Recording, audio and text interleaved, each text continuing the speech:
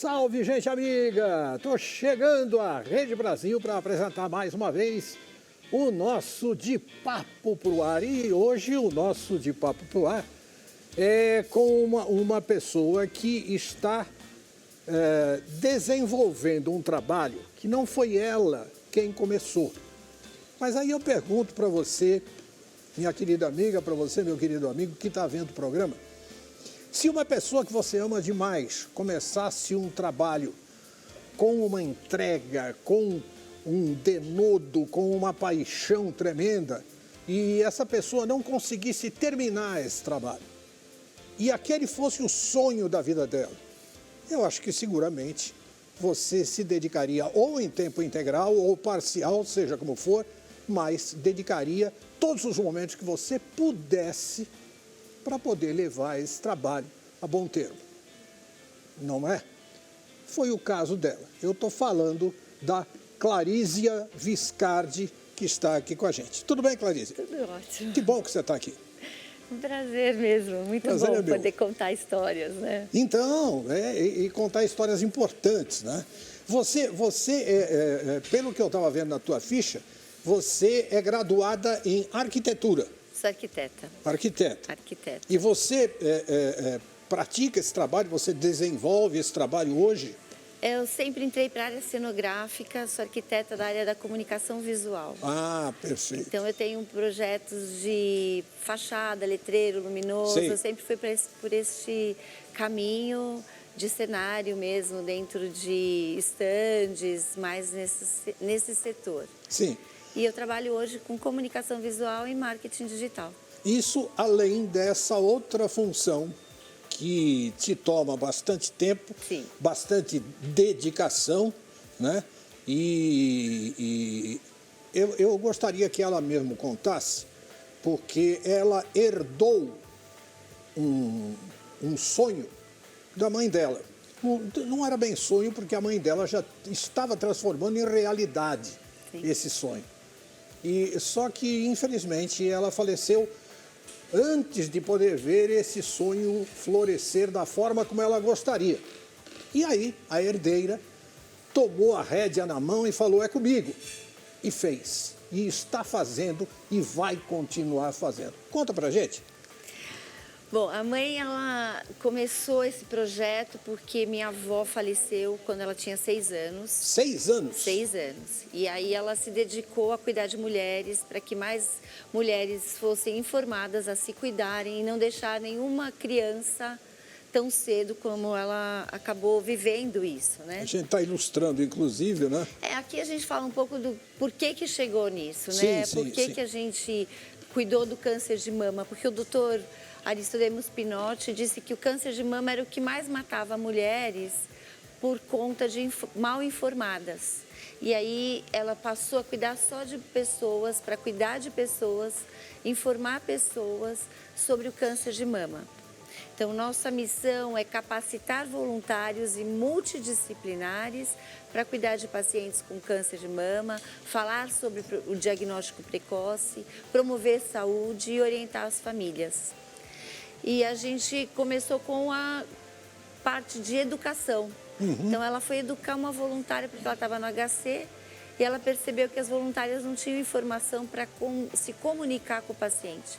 E quando o paciente recebe a informação, a gente está falando de 20 anos atrás, hoje claro, os médicos estão mais humanizados, né? Mas naquela época ainda existia uma distância muito grande. Sem dúvida. E hoje alguns também. E aí foi entendendo que era necessário a gente chegar mais perto. E a voluntária, ela vem ela vem com amor, ela vem com carinho, ela vem com mais dedicação de uma outra forma do que o médico. E a pessoa se sente mais acolhida com a voluntária. E quando ela está informada, ela pode passar informações valiosas para essa cliente. Sem dúvida. Para essa paciente. Claro. Porque a paciente, ela recebe a notícia, ela fica sem chão. Ela não escuta mais nada que o médico está falando. Para ela, a vida acabou. Né? E não é bem por aí, né? Não, mas a sensação, imagino que seja essa, pelo amor de Deus. Né? E aí a voluntária vem com todo aquele... Se ela vier informada, ela pode levar mais aconchego para aquela pessoa que acabou de receber a notícia. Então, nossa missão sempre foi capacitar.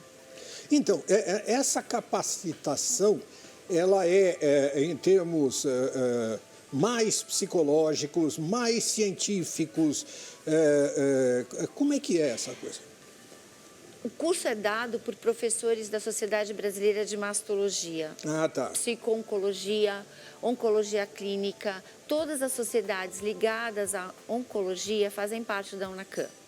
Esses professores, eles já eram amigos da minha mãe, quando eles eram residentes, né, que passaram a ser professores na época, e hoje eles fazem parte da UNACAM como diretores, e também são esses professores.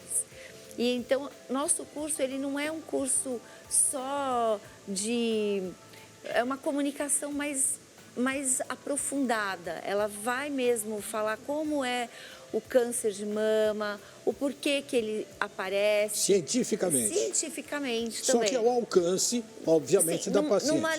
Num linguajar um pouco mais leve, mas que a gente passa informação de qualidade, sem dúvida, sim. Sem dúvida. Porque é importante que as pessoas saibam quais são os processos desse tratamento, quais são os processos pós o tratamento, antes no diagnóstico precoce, como a gente pode levar esse diagnóstico precoce, como a gente pode levar essa informação para a população em geral. E principalmente também quais as... Quer dizer, isso é super relativo, tudo é relativo nesse planetoide.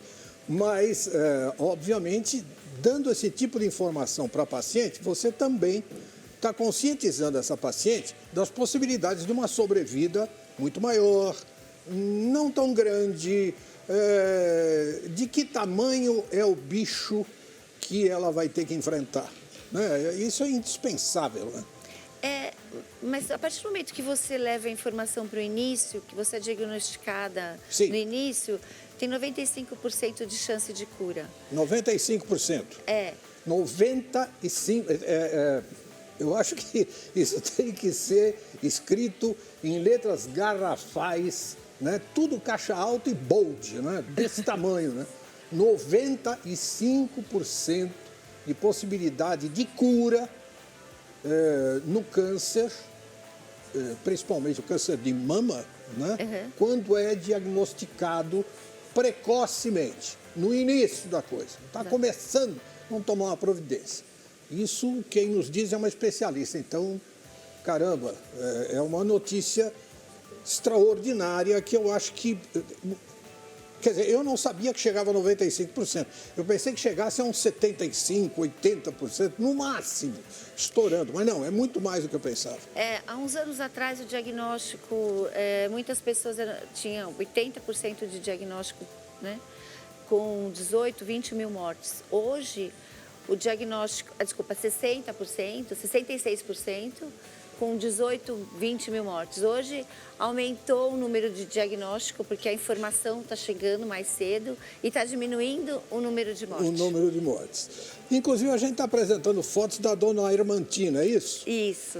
Que foi a idealizadora de tudo isso, né? De todo esse trabalho, né? A mamãe, a semana que vem, dia 7, faz 6 anos que ela faleceu. 6 anos. 6 anos. Mas ela faleceu por um câncer de pulmão, Sim. diagnosticado tardiamente, porque ele estava encoberto achavam que era pneumonia. Ai. E aí, quando diagnosticou, ele já estava colado no coração. Ou seja, ela não teve um câncer de mama Não teve. que depois acabou... Não. Ela... O câncer de mama foi uma escolha através do Dr. Pinotti, que informou que era uma forma mais certa da gente poder ajudar mulheres, né, a serem diagnosticadas. É realmente um trabalho fantástico. E você, quando encara casos como esse, você tem alguma trava sentimental? É claro que isso deve existir sempre, né? Você tem que fazer uma preparação para falar com essas pessoas com aquelas que você vê que estão num estado mais crítico, aquelas que já não é tão precoce o diagnóstico, que as possibilidades são talvez bem menores. Então, como é que você se prepara para conversar com essa gente e para dar às pessoas a quem você treina, né, para fazer isso, as armas para tanto? Eu comecei na UNACAM, desde o início, ajudando a fazer a parte de eventos, de comunicação e tal. Quando, em 2012, eu fui convidada por elas para fazer um intercâmbio nos Estados Unidos. E aí eu conheci outros projetos junto com quem trabalhava com a mama, certo, com as mulheres de câncer. E aí eu comecei a participar mais ativamente dos cursos, porque até então eu ficava na retaguarda. Quando eu comecei a participar, eu percebo que os cursos, ele tem essas informações, ele traz segurança, ele traz a informação certa. E a gente sabe que não somos nós quem vamos cuidar dessas pacientes, são os médicos. Então, a paciente, ela vem me perguntar coisas técnicas, eu não sou uma médica. Claro, não, eu claro. tenho que indicar o médico, ela tem que ter confiança no médico que está ao lado dela. Sem dúvida. A nossa fala vai ser de conforto. Então, e sempre pensando que nós temos que procurar os médicos para cuidar da saúde e não da doença. Então, antes de ser diagnosticado, procure um médico para cuidar da sua saúde. Faça exames regulares. Exatamente. Né? Anualmente ou semestralmente. Sempre faça esses ter exames, um médico para estar ao seu lado. Sem dúvida. Procurar um médico para cuidar da sua saúde. Sem dúvida. E aí você traz um conforto de uma terapeuta familiar que nós temos para acolher essa paciente.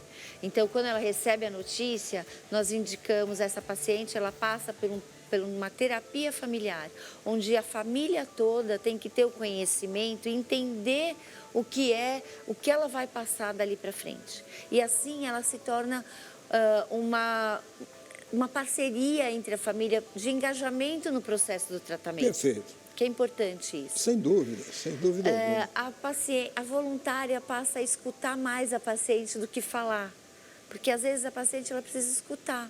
Muitas vezes ela não vai querer falar.